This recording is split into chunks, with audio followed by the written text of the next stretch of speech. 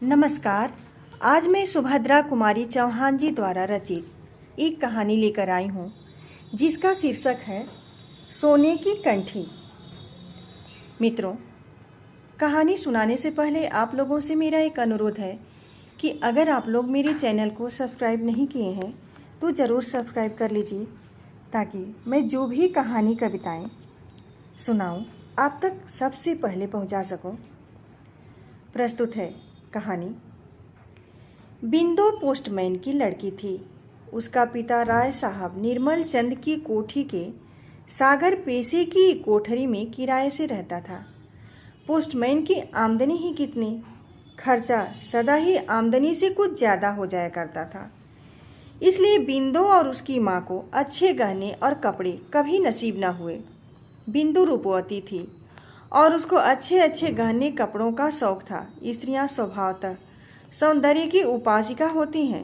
जो जितनी अधिक सुंदर होती है उनकी सौंदर्योपासना उतनी ही अधिक बढ़ी चढ़ी होती है। किंतु सुंदरी बिंदु गहनों और कपड़ों के लिए तरसा करती थी। राय साहब की स्वजातीय होने के कारण कभी कभी तीज त्योहार या कामकाज होने पर कोठी से बिंदु की माँ के लिए बुलावा आता और माँ के साथ बिंदु भी जाया करती थी। वहाँ राय साहब की लड़कियों को खूब सजी धजी देखकर उनके चमकते हुए हीरे मोती के गहने और दृष्टि को फिसला देने वाली रेशमी कपड़ों को देखते ही वह अधिक क्षुब्ध हो जाया करती थी। विशेषकर इसलिए और भी कि राय साहब की लड़कियां सुंदर न थी। गहने कपड़े उनके शरीर पर ऐसे जान पड़ते जैसे कि किसी ठूंठ के साथ लपेट दिए गए हों। बिंदु की राय थी कि अच्छे कपड़े और गहने पहनने का अधिकार उन्हीं को होना चाहिए जो सुंदर हो। कुरूप स्त्रियों का श्रृंगार तो श्रृंगार का उपहास और कला का अनादर है। राय साहब की लड़कियों से गहने कपड़े की प्रतियोगिता में हार कर बिंदु हताश न होती। घर लौटते ही शीशे में अपना सुंदर मुंह देखकर मन ही मन उनके प्रति कहती, गहना कपड़ा पहनकर भी तो उनका काला मुंह गोरा नहीं हो जाता, बड़े बड़े दांत मोतियों सरीखे नहीं चमकते। फिर एकाएक वह दीर्घ निश्वास के साथ शीशे के सामने से दूर चली जाती, मानो यह सोचती कि विश्व के सारे सौंदर्य की वस्तुएं केवल उसी के लिए बनाई गई थी। किंतु निर्माता की भूल से वह उससे दूर रख दी गई। राय साहब की लड़कियों के पास वे सौंदर्यवर्धक वस्तुएं अनावश्यक ही हैं। उनसे उन लड़कियों के सौंदर्य की वृद्धि तो नहीं हो पाती, हाँ उन वस्तुओं का सौंदर्य अवश्य घट जाता है। बिंदु को एक आशा थी।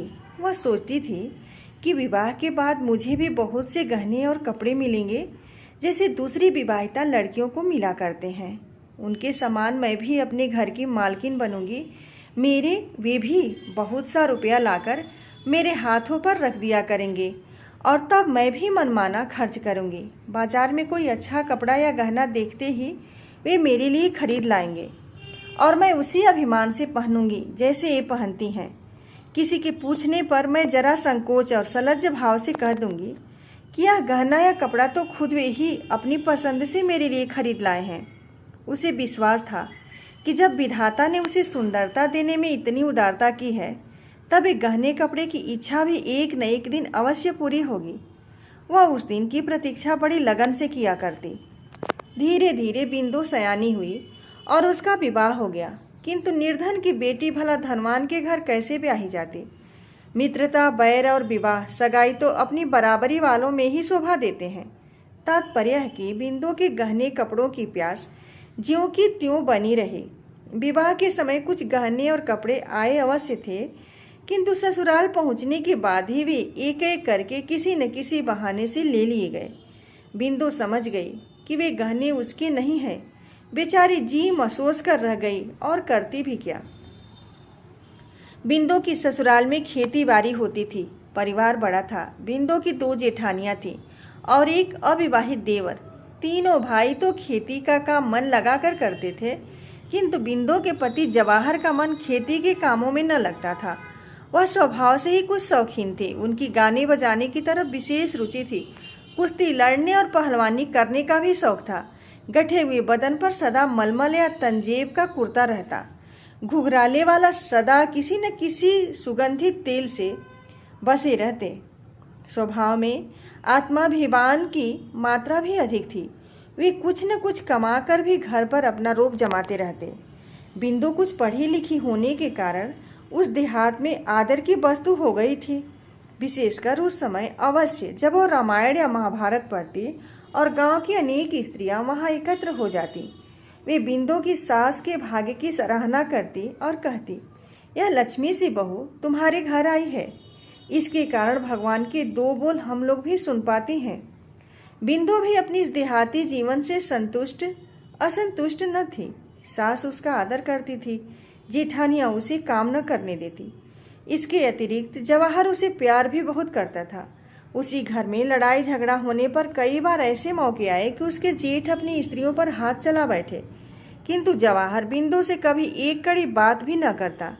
वह हर तरह से अपनी देहाती ढंग से ही सही उसे संतुष्ट रखने का प्रयत्न करता।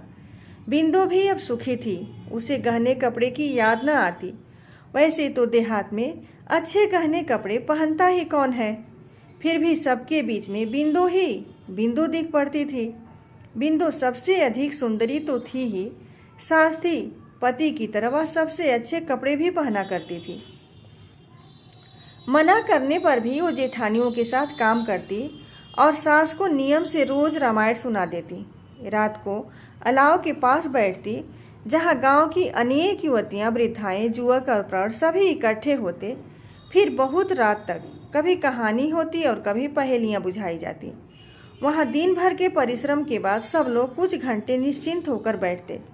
उस समय कहानी और पहेली के अतिरिक्त किसी को कोई भी चिंता न रहती। सवेरे नदी का नहाना भी कम आनंद देने वाला न रहता। बूढ़ी, युवती, बहू, बेटी सब इकट्ठी होकर नहाने जाती। रास्ते में हंसी माखौल और तरह तरह की बातें होती। बिंदु भी उनके साथ जाती। नदी में नहाना उसे विशेष प्रिय था और कभी कभी जब वह बिरहा गाते हुए दूर से आती हुई अपने पति की आवाज़ सुनती, या जब वो देखती कि उसका पति अपनी मस्त आवाज़ में खुदा गवाह है हम तुमको प्यार करते हैं गा रहा है, तो उसे ऐसा प्रतीत होता कि जवाहर उसी को लक्ष्य करके कह रहा है। तात्पर्य कि बिंदु पूर्ण सुखी थी। अब उसकी कोई और इच्छा नहीं थी। अब आगे की कहानी मैं अगले वीडियो में लेकर आऊँगी। अगर आपको कहानी पसंद आई हो तो लाइक कमेंट ज़रूर कीजिएगा। धन्यवाद।